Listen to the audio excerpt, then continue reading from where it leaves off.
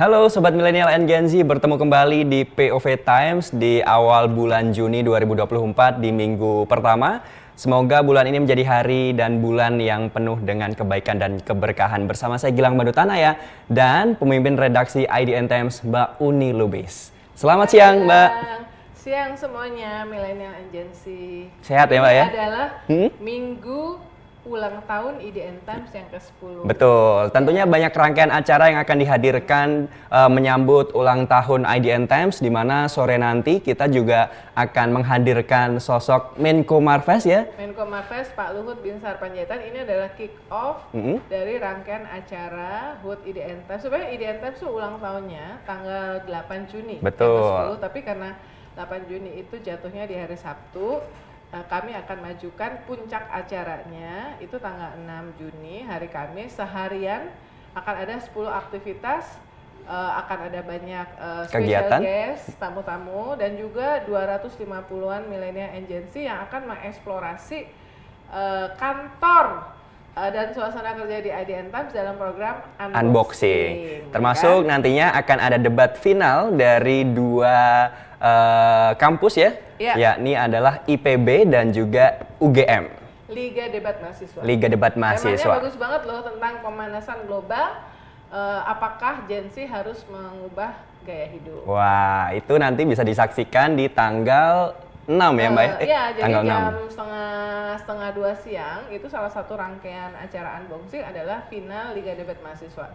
Jangan lupa pertengahan Juni pertengahan Juni akan launch Explore IDN Times. Ini adalah kompetisi majalah dinding digital yang betul. diikuti oleh ratusan SMA dari seluruh Indonesia. Nanti seru banget ya. Pokoknya nanti prosesnya apa, terus dipantengin di sosial media IDN Times. Nah, di minggu ini ada dua informasi hangat yang akan kita kulik dan kita bahas dari sudut pandang redaksi IDN Times. Yang pertama adalah mengenai baru banget kemarin dua kepala dan wakil otorita IKN ini mengundurkan diri. Alhasil ini di sosial media banyak banget yang tanda kutip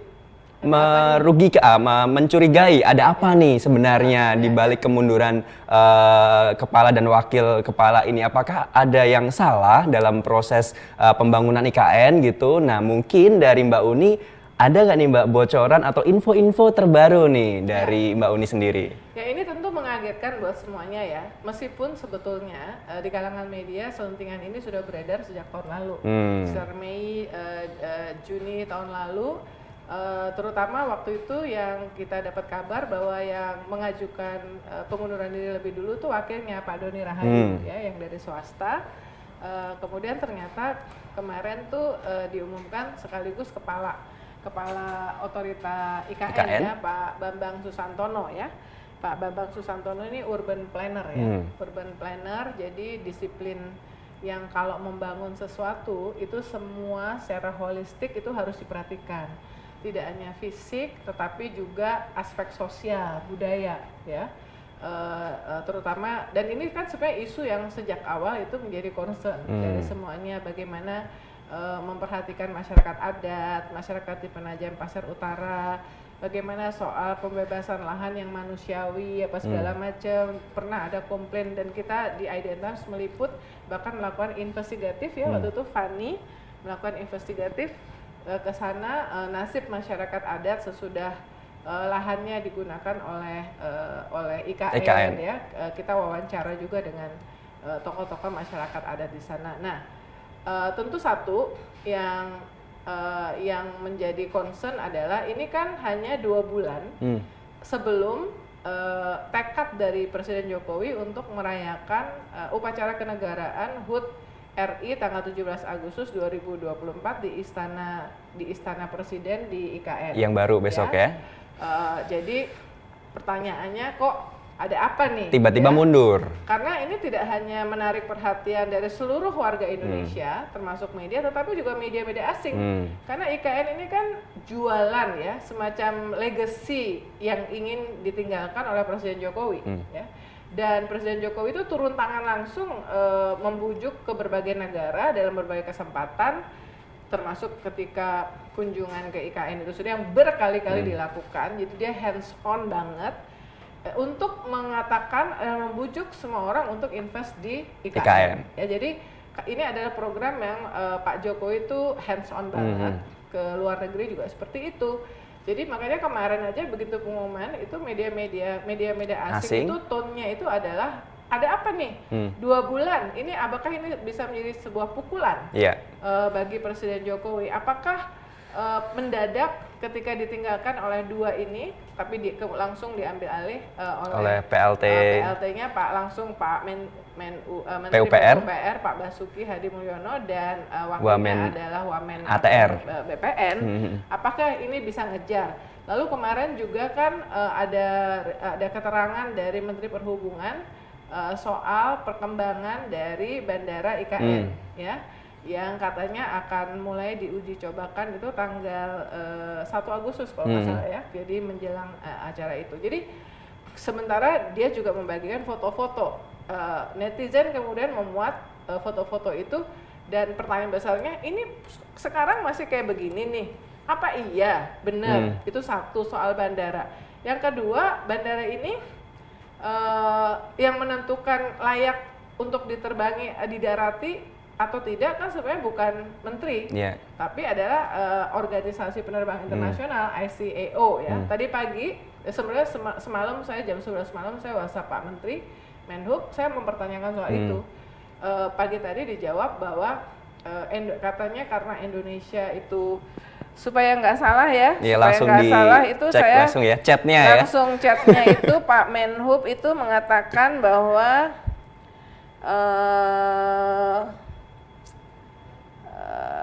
biar nggak salah nih, kita kan pengennya ini, kita pengen selalu menghadirkan info yang akurat ya, akurat dan cover both side.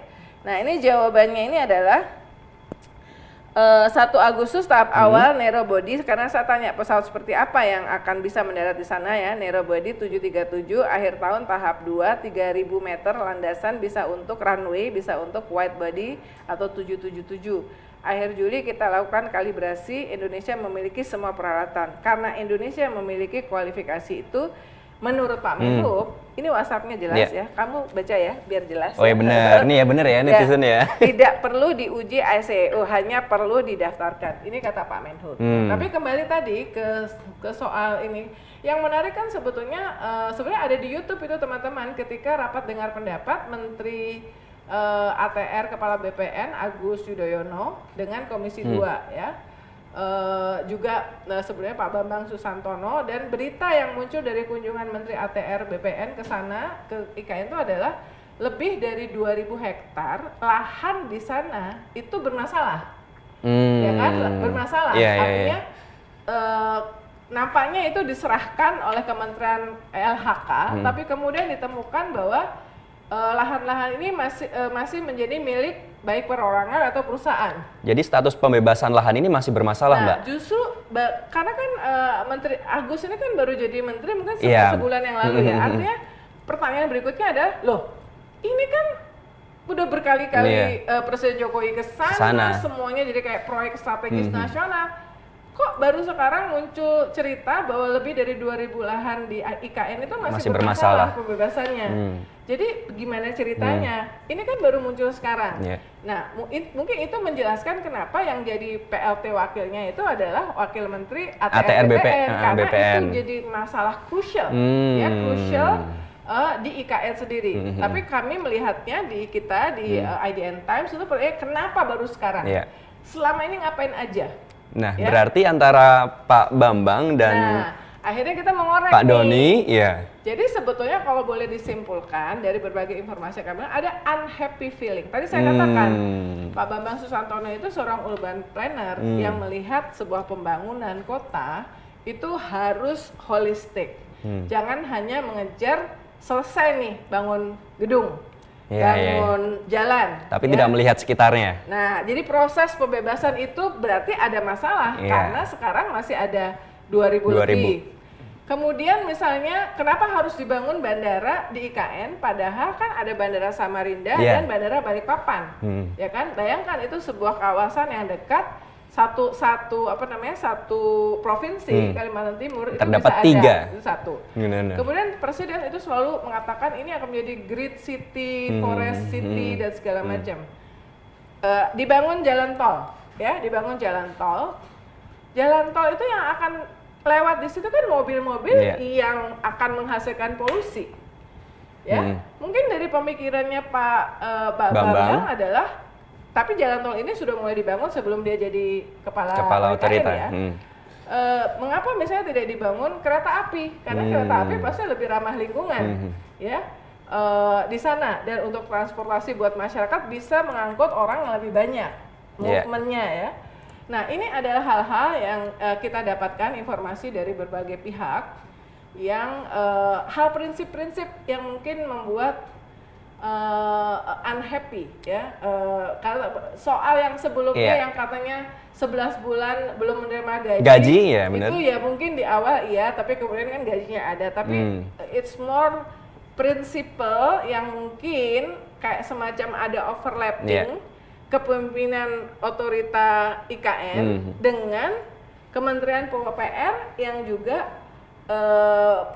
seperti dikasih komando dan kewenangan besar untuk membangun IKN. Berarti ada ketidaksejalanan, Mbak?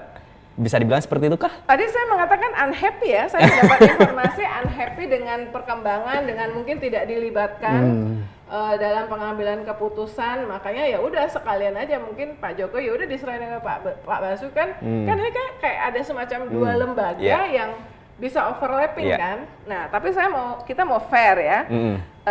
Jadi saya mau fair. Jadi saya tadi bertanya ke Deputi Pendanaan dan Investasi IKN yaitu Agung Wicaksono ya. Karena di media sosial juga beredar informasi tentang wah ini nggak ada investor yang mau ya. Misalnya anggaran tinggal 20 triliun, investasi asing belum pada masuk, mereka kebingungan, membangun kurang duit. Pekerja kasar menilai pulkam. Nah, jadi ini disiplin kita ya. Jadi dia bilang itu nggak benar. Yang benar anggaran APBN proporsinya ada 20% dari total kebutuhan pembangunan IKN dalam rancangan pembangunan jangka menengah nasional 2019-2024 yang 460 triliun. Artinya APBN adalah sekitar 90 triliun. Saat ini hingga akhir 2024 sudah Rp 71 triliun.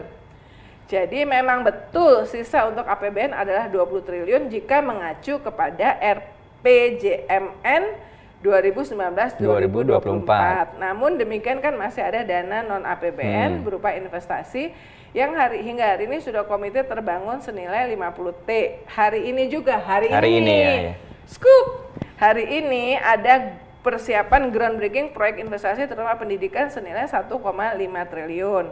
Kalau soal pekerja memang karena udah selesai yang proyek APBN 80% on track itu mereka sudah pergi. Nah jadinya untuk upacara 17 Agustus 2024 yang membutuhkan dua hal, lapangan upacara di istana untuk 17 Agustus dan Memorial Park untuk renungan suci 16 Agustus malam itu dianggapnya itu udah siap. Nah, ini untuk cover besar ya, karena tadi kan kita mengkritik jelas karena dari awal ini proyek yang sangat kontroversial dan apa namanya kami menganggap di IDN Times itu ini mega proyek yang lebih memenuhi hasrat politik dari Presiden Jokowi yang ingin meninggalkan legacy berupa komplek bangunan, komplek bangunan. Tapi kita cover both side dengan mengutip. Kita menghadirkan dua sisi ya. Tugas kita adalah mengawal dengan menghadirkan dua sisi, Mbak ya, berbagai sudut pandang. Mengkritisi, tapi kita juga bertanya kepada pihak IKN. Betul.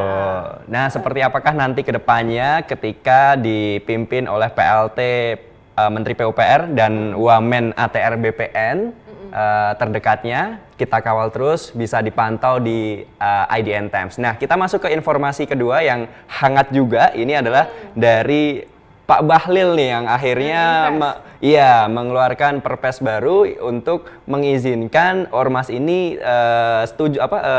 diberi izin tambang, Mbak ya. Nah, ini gimana nih, Mbak? Kemarin apalagi agak bisa dibilang perbedaan pendapat dengan Pak Luhut ya.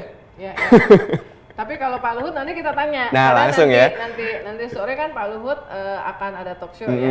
Tapi dari sisi, karena ini kan isu sudah berjalan saya rasa 2 mingguan ya. Dan bahkan Presiden Jokowi sendiri kan yang sempat mengumumkan Perpres ya. Perpres atau apa itu ya. Tapi intinya itulah.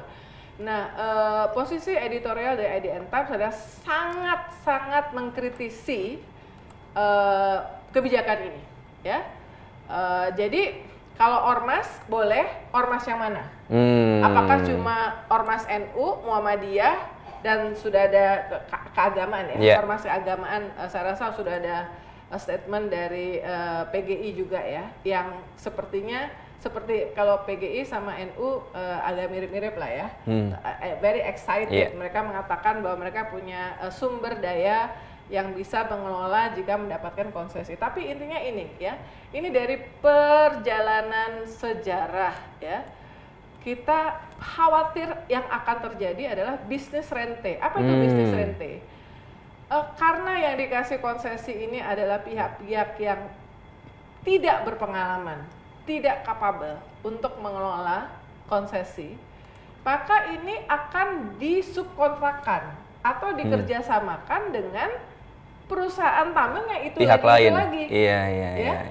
Jadi ini yang disebut dengan bisnis rente, yang dapat izin itu adalah misalnya ormas, tapi yang mengerjakan ormas nanti mengajak, dan mengajaknya tentu saja adalah ya perusahaan atau pihak-pihak korporasi yang memang selama ini memang sudah dianggap berpengalaman mengelola konsesi tambang. Ini yang namanya bisnis rente ya. Jadi nanti akhirnya ormas-ormas itu kemudian hanya mengambil saja hasil dari itu. Nah, karena jadi pertanyaan besar itu kenapa kok harus diberikan kepada ormas? Pertanyaan berikutnya adalah apakah karena ada ormas-ormas yang memang mendukung secara politik dalam pemilu? Kan itu pertanyaan berikutnya ya.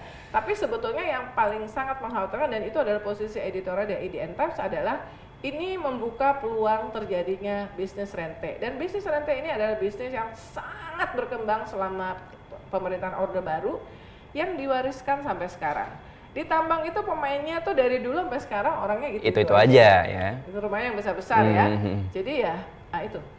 Nah, nanti akhirnya kedepannya akan seperti apa nih Mbak kalau misal ternyata memang ini nanti sudah berjalan gitu? Ya, tentu saya berharap bahwa ini kan baru diumumkan, pasti belum berjalan ya. Kritik-kritik ini semoga didengar oleh pemerintahan berikutnya. Ya, pemerintahan berikutnya kalau memang ingin menjalankan pemerintahan secara transparan, akuntabel, profesional ya, tidak bisnis rente, ini adalah bagian dari yang harus dikoreksi ya, termasuk tabungan perumahan rakyat, kemudian yang soal UKT, uang kuliah, kebijakan uang kuliah tunggal. Ini hal-hal yang menjadi perhatian dari publik, menjadi perhatian dari anak muda termasuk ya, karena mereka adalah pemilik masa sekarang dan masa depan yang perlu dikoreksi oleh pemerintahan berikutnya. Oke, kita tunggu Sobat Milenial and Gen Z, informasi terbarunya bisa dipantau di redaksi IDN Times. Dan jangan lupa untuk ikuti memeriahkan dalam rangka ulang tahun IDN Times ke-10 dan juga IDN Media. Tentunya hanya di sosial media kami, dan jangan lupa untuk berpartisipasi atau nanti juga bisa ya sore nanti ikut datang ke IDN Times ya. Udah penuh. Oh, udah penuh ya? Oh, tapi atau nanti bisa akan disiarkan di YouTube ya. Disiarkan di YouTube dan TikTok IDN Times. Oke. Kalau gitu terima kasih banyak untuk hari ini. Terima kasih Mbak Uni. Iya, sama-sama. Saya Gilang Pandu beserta pemimpin redaksi IDN Times Mbak Uni Lubis pamit undur diri. Terima kasih dan sampai jumpa. Sampai jumpa.